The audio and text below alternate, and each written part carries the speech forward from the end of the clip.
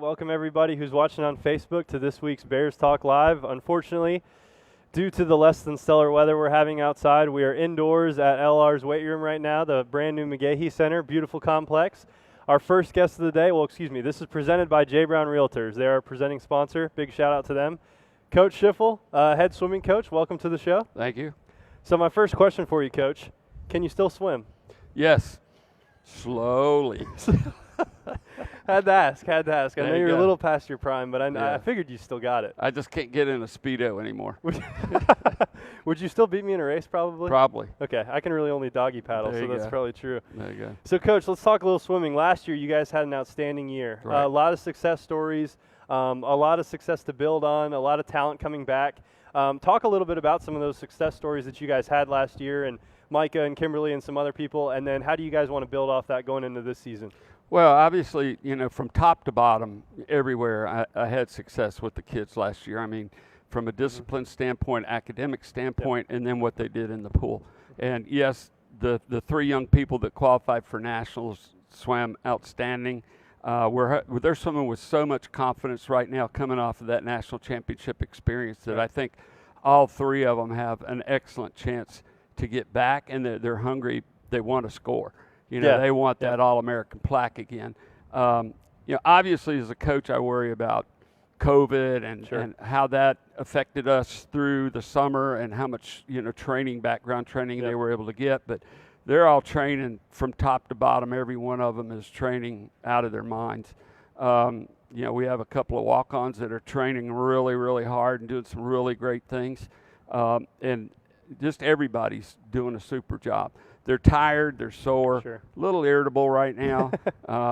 But for the most part, we're all seem to be pulling in the same direction. The biggest thing is they want to compete. Yep. They want to have a chance to have their season and compete and represent Lenoir-Rhyne University. And to that point, you guys have already had one swim meet this year. We did. Planning on obviously having a couple more in the next 2 or 3 months before we get into the conference meet and then the national meets hopefully as well. But how did that meet go? How did the swimmers look? Obviously, like you said, it's been a weird kind of last few months of training, but how did that go and how good did it feel to be competing against other swim teams? Well, I think we felt really good about being in the water and competing, and the kids did a great job. Obviously, maybe our times weren't up to snuff. I mean, we're early in training, and like I said, they're sore, they're tired, and they may not have the times that we really like a best time. But that's a once or twice a year experience. All of them swam exceptionally well and really enjoyed the experience. I'd have to single out Micah McCrae in that he spent like 2 or 3 weeks this fall already with issues. He had an accident with his hand and had to have surgery in his hand, and so we were really even considering not swimming him just because of how much he'd not been in the water. But I put him in short events, and he's not really a sprinter, and he went out there and swam awesome in those sprint events. So I think we're on track. I think we're where we need to be. We were trying to compare results from this fall to what we did last fall, which is almost apples and oranges, but to a certain extent you can get a good read off of it. And I think it was like 50-50, a pretty good report card in terms of how we did against 2 Division I teams. Right, and that's good for them to experience. So you touched on this a little bit, but I think there's a lot of people out there that maybe don't necessarily understand that really you guys are preparing for 1, 2, maybe 3 meets a year where you guys are going all out, and that's with shaving, the proper tapers, and all those kind of things. As someone who might not know as much about the swimming world and college swimming in particular, kind of explain what those kind of methods are and how you choose to strategize and prepare for certain meets over certain other meets. Well, obviously, I look at the entire season and I try to break it into thirds or quarters as we go through the season. Initially, I need to bring the swimmers in and kind of take it easy on them to kind of make sure that we're not running up issues with shoulders and legs and stuff. This year, more than any other year, being very cautious about how we begin to build in. And then we reach a crescendo of a high level where it's almost, for lack of a better word, I'm putting the hammer down on them and I'm holding it on them, because that's where you build the strength and endurance you need to swim fast. And then prior to an elite meet, then we begin to lessen our yardage. We begin to increase our speed work. Distance is not so much. The grind is not so much. Giving them a chance to rest and perfect small skills within their swimming, and then sit back and pray and cross our fingers that I hit the taper right. Yeah. Now, this is going to be a little different because we don't have that fall taper that we've always done. And like what is last taper year. For people that might not know? Obviously, Well, I know, tapering is a reduction in workload, more rest, more speed work. Okay, so we'll go from like 6,500 yards in a 2-hour workout down to like less than 3,000 yards. Wow. Mostly sprint work and loosen up, loosen down type training, and more work on turns and kicking and things like that, but just to bring them down into that big meet. And then when you add the expense of a tech suit, they get their tech suits out, and then they get to shave. Right. And that's guys and girls. Yep. I've got some young ladies that are holding on to their shave till the conference championship meet, because the same effect for boys is the effect for girls, and that's to be able to lose that weight and stream. Right. It's kind of like putting wax on your skis. You go a little faster. Yeah. So right now we're putting all our eggs in one basket.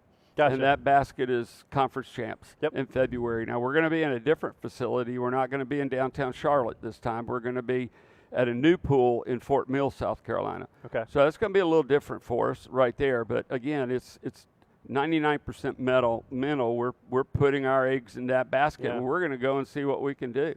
I am going to rest them just a teeny bit in December when we swim Queens, Wingate, and Carson Newman. So that's going to be a tough meet. That'll be pretty much similar to our conference championship meet. Very similar. But I'm going to let them suit up, and they get to wear their tech suit. The fancy suits. Yeah, we're going to suit up, and I might rest them for like a day and a half or 2 days. But again, our mental focus is on conference champs. Yep, I love that, and I think that's very informational for people. So we've talked about kind of how the season's gotten off to a start and what we can expect from the team. I know something that's really important for you, and I know this firsthand, is your culture. You've got some incredible young men and women on your team, just unbelievable young student athletes that get it done in the classroom, get it done in the pool, and get it done in the community. Talk about what you envision your culture being and how you establish that each year, and talk about how you've been able to get the teams to buy in the last couple of years. Well, it's really hard when you recruit to really get to know an athlete when you bring them in, exactly what their personality is, what's in the heart and stuff like that. So I spend a lot of time, talking about the golden rule and do unto others as you would do unto yourself or have done unto you. Talking about the ability to agree to disagree and back up for a few minutes and just really assess what's going on. So we really spend a lot of time about do the right thing, be where you're supposed to be when you're supposed to be there. And still in dealing with, young adults, there's problems periodically. We've made some missteps here and there. I don't think any of them were intentional by any stretch of the imagination, but our grades were awesome at fall term, at mid-break, and I think they're going to be exemplary come the end of the semester. The kids are all getting along. The culture is really good. Our recruits come in and just go, wow, your team is so awesome. The way they get together, the way they work together and the way they're friends with each other. Definitely. I think a lot of that is just because I've got really good kids on the team. And as we bring in new members to that team, hopefully that will continue to grow, which is kind of how I've always tried to run my program through 45 years of coaching. Right. But I've got great students, great kids. They're in leadership roles. And from a leadership standpoint, I really push for every kid to be on the team, that's on the team, to be a leader by example. And that's hard training, the golden rule, work with your teammates, be sympathetic, be empathetic, all those big long words that we all like to use, be responsible, be accountable, those types of things, as we begin to develop our training and drive towards the accomplishments that we hope to achieve. Awesome. Yeah, and Coach, you do a fantastic job with that, and we're very lucky to have you here. So my last question is sponsored by Cars Plus Lenoir. It's our question every week that we ask to our coaches, last one of the day. So what is your go-to snack, food and drink, at a gas station on a long recruiting road trip? Mine? Yours, personally. Well, I don't really do recruiting road trips. I don't. Just road trip in general then. Okay. Not for me recruiting. Personally. Oh, Lordy. You and Kathy stop at a gas station on a road trip. What you getting? Slim Jims. That was my guess. No. Probably just a pack of nabs, crackers, or right. maybe some cookies and a drink, not soda or anything like that. Probably water. Yeah. If we stop. My go-to, in my pocket. Yeah. Ace in the hole is our chocolate cobbler for recruits. That's got it going on. Yeah, that's a there, whole nother story. Yeah. Kathy, the wife's an amazing cook. Well, amazing. she's an integral part of this team. She keeps me straight. I have a lot of people that have to try to keep me straight. Allie, who's doing an awesome job as my GA, is she's the primary one with the swimmers and stuff like that. Mm-hmm. Hey, Paul, you forgot or do this or don't forget that. Right. And obviously you've been a great big help for me. I rely on Flick in the training room and Trent down here in the weight room and the kids that are on the leadership team.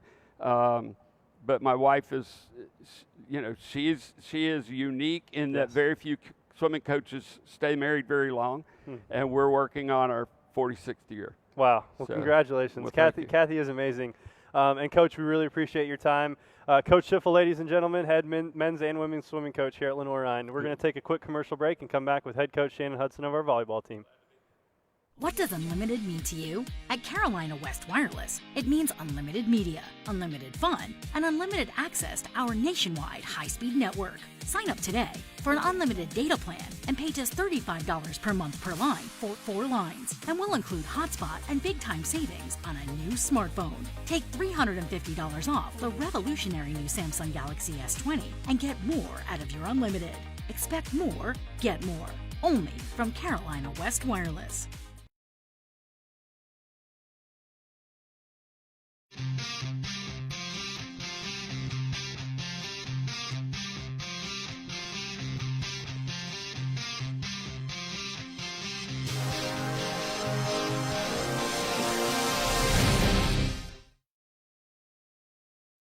All right, and we're back live here for Bears Talk Live, presented by J. Brown Realtors. I'm with head volleyball coach Shannon Hudson. Coach Hudson, welcome to the show. Thank you so much for having me. Yeah, of course. This is your first appearance. So Second. My second. Oh, you did it last year. Yeah, last year. Gotcha. Right first in the hot seat. It is. With it me is. on board.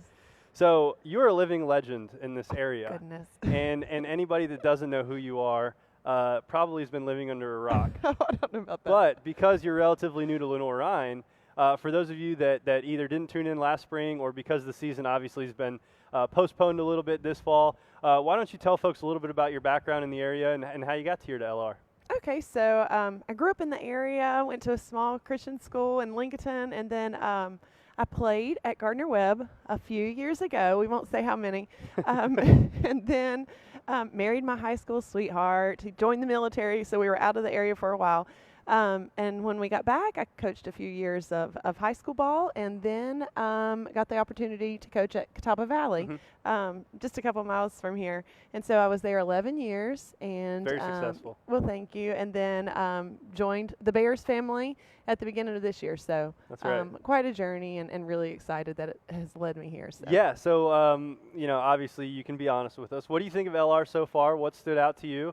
Obviously, you have a contagious personality, and so being with the girls, we've got a lot of them that have great personalities as well. Kind of, how's the first few months been here at Lenoir-Rhyne? Well, the first few months before COVID hit were amazing, and then we all kind of hit that wall. But it's been great. Good. The girls are amazing. The whole atmosphere, I think, what everybody says about LR is the family atmosphere, and it's true. I mean, walk down the halls and wave at everybody, and so it's just a very comfortable place to be, that family feel, and so I would say that was the biggest draw for me. Awesome. And so obviously you have a great belief system, like I said, great personality, and just like we talked about with Coach Schiffel, you're big on the culture piece as well. So kind of what is you guys redid the locker room thanks to Steve Carter, one of our donors. What's kind of your team mantra and message this year as we head into the season when it officially starts in the spring?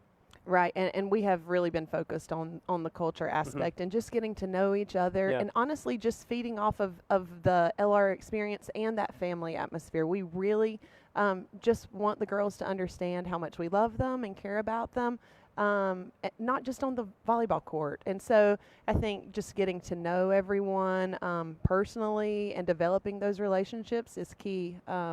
And, finding ways to do that has been challenging during COVID. Sure. But the girls have been, like I said, amazing and have really bought in. So I'm so proud of them. Awesome. That's good to hear. So let's talk a little bit about the team and on the court stuff. So you've had a few months with them now to train, work out, practice even a little bit. Talk about the roster makeup, kind of what's excited you so far, and maybe even some areas of improvement that you've noticed. Right. Well, we're really excited that we've got a few of our seniors who are planning to stay for next fall. And so that extra year of eligibility, just to have that leadership as we're transitioning, from one coaching staff to the next, I think is huge. And so I think that is a big deal for the program moving forward. And so I'd say that's a big piece. And we have some younger players who have just stepped up as leaders too. And so I think, them buying in, everybody practicing really hard, even though we didn't have the competition piece this fall. We mixed in some scrimmages to keep things exciting and competitive. But yeah, I think they're excited for the spring. We've got some dates on the calendar for competition, so everybody's looking forward to that. Yeah, and that was my next question actually is, first off, what are kind of your expectations on the court this spring? And then second off, because it is a little bit of an abbreviated season and obviously people aren't used to watching volleyball in the spring, when does your season start? Kind of give people a slight overview of how many games you guys are playing and all that stuff. So we're playing 10 games, all conference, and it starts at the end of February. Most of our games are in March. We have usually like a midweek game and then either a Friday or a Saturday game for that 5-6 week span. So we're so excited to possibly have fans here, and even if not on campus, be able to watch us virtually. So I think it's going to be nice for the girls. Honestly, our focus right now isn't on winning. It's about continuing to develop that culture, working hard for every point, integrating our new systems. And so I think if we do those things well, we'll get some wins. The wins will come. Right, but that's definitely not the primary focus for the spring. No, totally. And then in terms of, you mentioned on a little bit, getting the kind of philosophy in place, tell people a little bit about kind of your coaching style and your philosophy and, more defensive-minded or more attack-minded. Talk a little bit about that. I would probably say most people say we're offensively minded. Not that we don't focus on the defense, but we run a really unique offense called the swing offense. And so that's something that we've been known for as a coaching staff and as teams in the past. And so the girls have really bought into that, and they're so excited about it. The first few weeks, it was a little bit like, what is this coach doing? Does she know what she's doing? But once they kind of saw how well it works and how unpredictable it is, oh my goodness, it's just exploded, and the buy-in has been great, and the girls are doing a really good job. Well, that was, and you've kind of answered it a little bit, but that was going to be my next question: is have the girls bought in, and kind of what type of, obviously coming off a little bit of a down year, what development have you seen so far from the girls on the court? Right, yeah, we actually had a leadership meeting just a couple days ago, and I'm like, okay, girls, give me some feedback. What's everybody saying? They're like, Coach, we love this offense. So they're really excited to try it in gameplay and not just against each other, because after a while, the defending team is like, I know what they're going to do because we just practiced this yesterday. So getting to try it against different competition is going to be a lot of fun. So we'll see what happens. Definitely. And I know we're all excited to see your teams get out there and compete. And like you said, with the culture in place and the philosophy in place, the wins will come, with due time. So, Coach, you got the same last question as Schiffel. Oh, my goodness. Okay. So I don't know if you knew you'd get the same last question you've been thinking about or not. But the Cars Plus Lenore question for Coach Hudson: what is your go-to snack, food and drink, if you're stopping at a gas station on a long recruiting road trip or just a long road trip in general? I would definitely say it's going to be some type of coffee, especially if we still have a few hours of drive to go. Yep, you and me both. Lee and I were talking about this earlier. I have a problem, but I'm working on it. But on a long road trip, especially if we still have a few hours to drive, we're going to get some kind of fancy coffee and enjoy that. I hear you. So are you kind of like at the stage where if you drink coffee, it doesn't necessarily always affect you? Oh, yeah, I've definitely passed that point. Like the placebo effect type of thing at this point? Oh, yeah. Because I only drink coffee a couple times a week. If I have a cup of coffee, I'm like wired. Oh, no, I can drink 3 or 4 cups, and I'm still good to go. That's awesome. What about snack? What about food-wise if you had to get something? The snack, anything chocolate, probably. I like Yeah, that. I would say a cookie or Yep. Hershey's bar, something terrible for me that's gonna. Hey, it's a road trip. You deserve it. You Yeah, deserve right, it. right. That's good. That's a great answer. Well, Coach Hudson, we appreciate your time, and we can't wait to watch the volleyball team this spring. Oh, thanks again for having me. I appreciate it. Of course. We're going to take another quick commercial break and come back with our head weightlifting coach, Travis Mash. Paramount Kia in Hickory. We want to see you driving a new Kia or, hey, a quality pre-owned Kia. We've got a huge selection of new and pre-owned Kias. You got to get to Paramount Kia in Hickory, Highway 70, ParamountKia.com.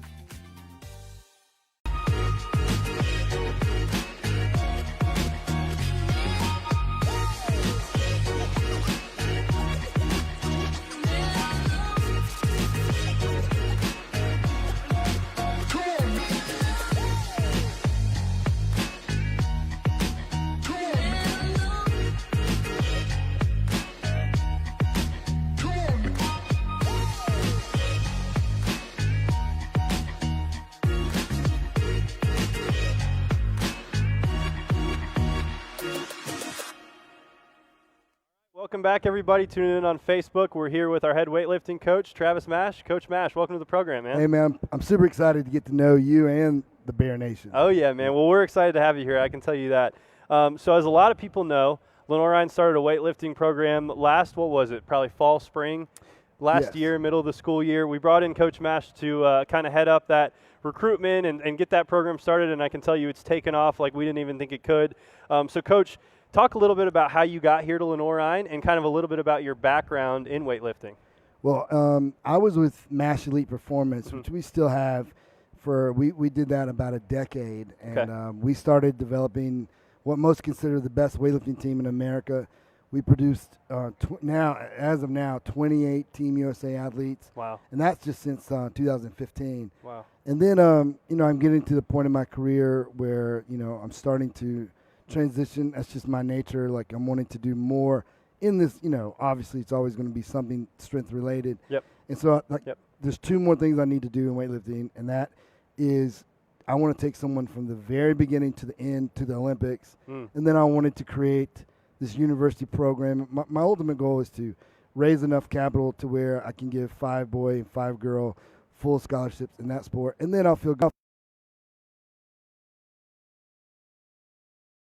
So far, what stood out to you most about kind of Bear Nation? And obviously you guys spent a lot of time in the weight room area, but what stood out to you most so far about Lenoir-Rhyne? Oh, 100% it's the culture. Everyone here is here to, to win and then to raise good, good men and women to make the world a little bit better. But I was, I had 2 other offers at 2 other universities.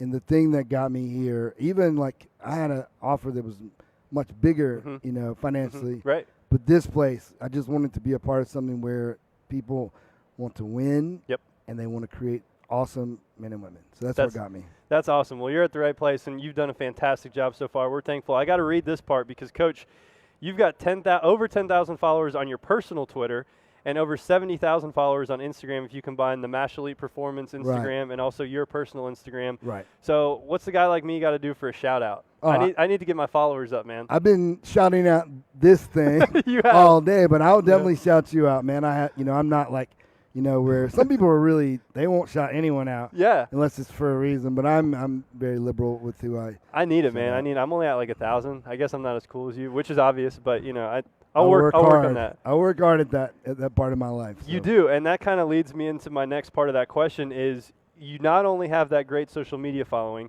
but you're also a part of 2 extremely popular podcasts. Right. One called Barbell Life, and then one is Barbell Shrugged podcast. Right. So how did you get your social media to grow to where it is now, and why do you think that is so important for what you do? Well, there's multiple strategies to growing social media, one being to teach.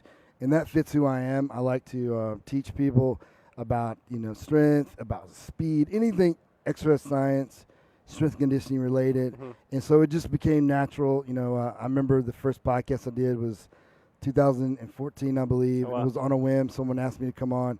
And I just enjoyed it so much. And the fact that, we had, we had thousands listening to us. And I'm like, what better way to spread the message? And, there's so much misinformation. Sure. The good and bad about the internet Yep. is there's a lot of bad stuff out there.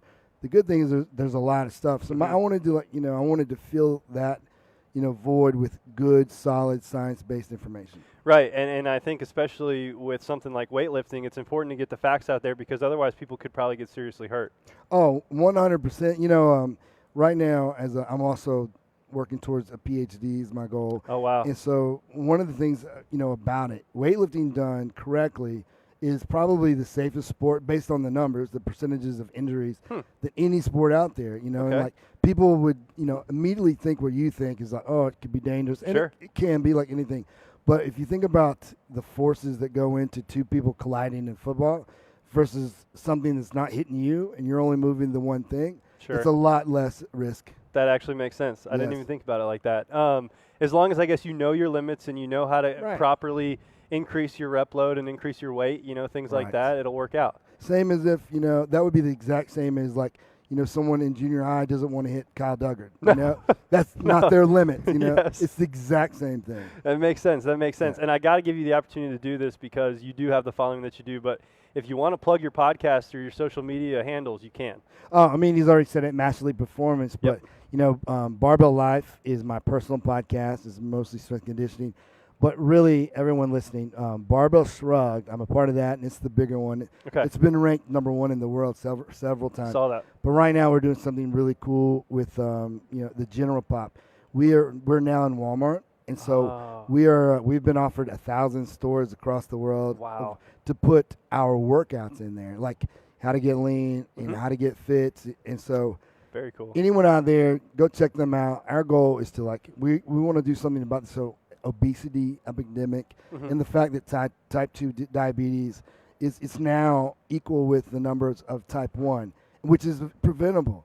So Yeah. I think Yeah. what we're trying to do with Barbell Shrug is something that is exciting me more than anything I really do. Yeah, because it So- sounds like it's very educational and important Oh, yes. It's from a health perspective. Yeah, where I'm from the mountains of North Carolina. Yeah. And it's just in the mountains we like to eat and, Definitely. and my grandfather died of type 2 diabetes. And so this is personal for me. I want to educate. When I do this, I'm thinking about my people in my hometown, Ashe County, North Carolina. Yeah. And I want to those people deserve good, science-based workouts as much as, someone in Charlotte Sure. or New York City. They Sure. deserve, they're good, hardworking people. So that is why this is so important and why I'm so passionate about it. Yeah, definitely, Coach. That makes sense. So let's talk a little bit about the weightlifting program here a little Yep. bit. So for people that may have never, especially because Lenoir-Rhyne never had it, so a lot of Bears fans watching, for people that maybe have never been to a weightlifting competition or watched one, how do those work? How do those competitions look? Man, a lot of people might know powerlifting, which is like the squat, the bench, and the deadlift. Sure. Weightlifting is the stuff you see during the Olympics, of course. It's the snatch and the clean and jerk. It's two different ways to get the bar from the ground to over your head, and they're actually really exciting. The reason I prefer coaching, weightlifting versus say powerlifting, is in the back. There's a lot of strategy for the coaches. Like for example, what happens if the bar starts at say 100 kilograms? It just keeps going up until the person is done. So you don't have a lot of time. Sometimes you might follow yourself. So if I take 100 kilograms and then I want to go to 105 and no one else is doing it, I got to follow myself. Well, normally I get 2 minutes, right, to rest. Okay. However, if someone in front of me has 105 down, and so their name gets called, they can bump up and now only get 1 minute. So they stole shoot. my clock, it's called. Right. There's so many different ways. So it's That's cool. the strategy is really fun, and yeah, man, the kids are battling.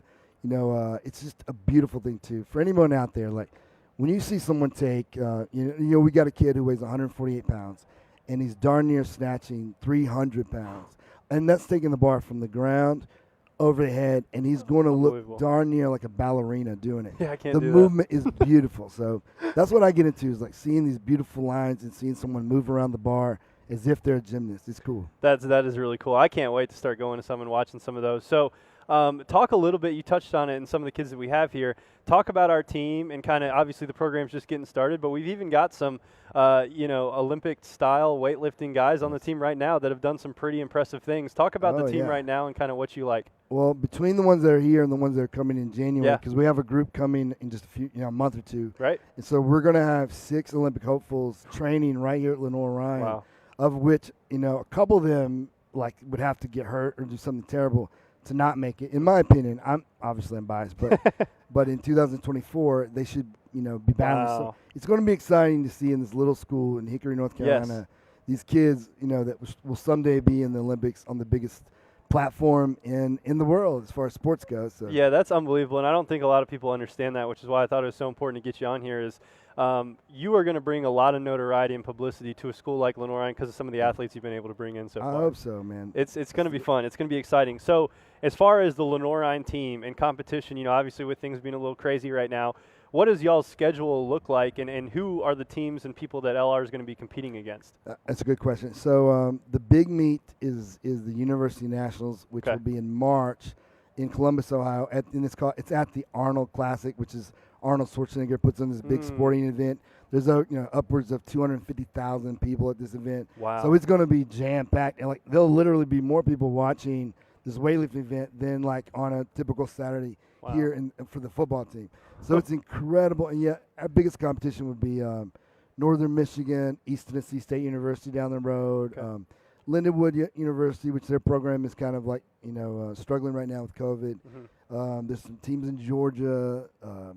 But I think we're pretty stacked because I brought people I was I can working tell. with, and so it's going to be really hard, for someone to beat us. Yeah, Ryan Grimslid and some of those guys. Yeah, they're- he's not going to get beat. So Yeah, no, he's not going to get No, beat. I can no. already tell people that. So you touched on this too, and I think it's important for people to know. Coaches, your expectations for the team. Are you talking that Lenoir-Rhyne is going to be competing at the top of those national tournaments? We're going to win. Yeah, I win. How do I say this and try to be humble?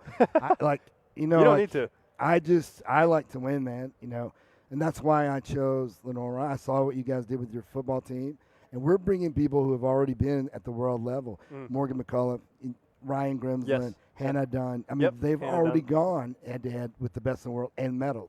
Yep. So they're not getting beat in America. I promise Right. you that. Our goal is to send as many kids as possible, funny thing in this first 10 weeks that we've been trained, 10 weeks of training we've already got people who I brought in who I knew would be good. Sure. They're going to be at that Team USA level.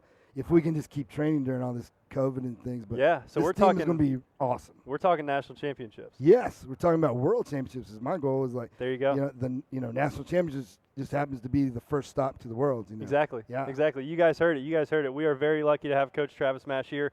And Coach, we appreciate it, man. We can't, like I said, overemphasize what you've been able to do in terms of bringing Lenoir-Rhyne to the stage as we get closer to those national tournaments and world tournaments. Pumped. I'm just so excited to be at the school, and our team clicked so well, man.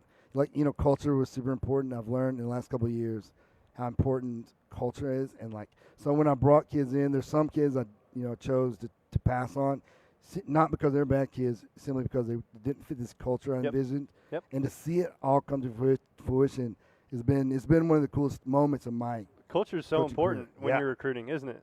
It's everything, because you bring one bad apple. Yeah. This kid could be the best in the entire world. You bring him in, and if it brings everybody down, the kid's not worth it. That's so true, Coach. That is so true. And I think all the head coaches at Lenoir-Rhyne share that same vision, which is why it's such a good place to be. That's why I wanted to come here. I love it. We're lucky to have you. So, Coach, all right, man, you're a big dude, but in great shape. You lift a lot. So if you're on a road trip for any reason, your Cars Plus Lenoir question, what snack and drink are you getting? You bulking up a little bit, or what you getting?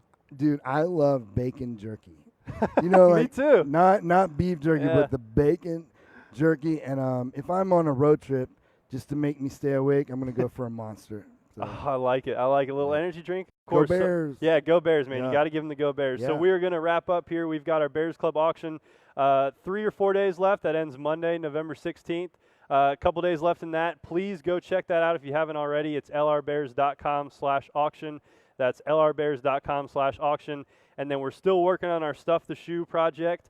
Please order a teddy bear by going to lrbears.com/lendapaw to get a bear that we will display at the first basketball game here on November 21st to make it look like we've got a packed arena. Appreciate you guys tuning in. Appreciate the Blowing Rock Draft House, even though we're not here today. And appreciate J. Brown Realty for being the presenting sponsor. We'll see you guys next week, and go Bears.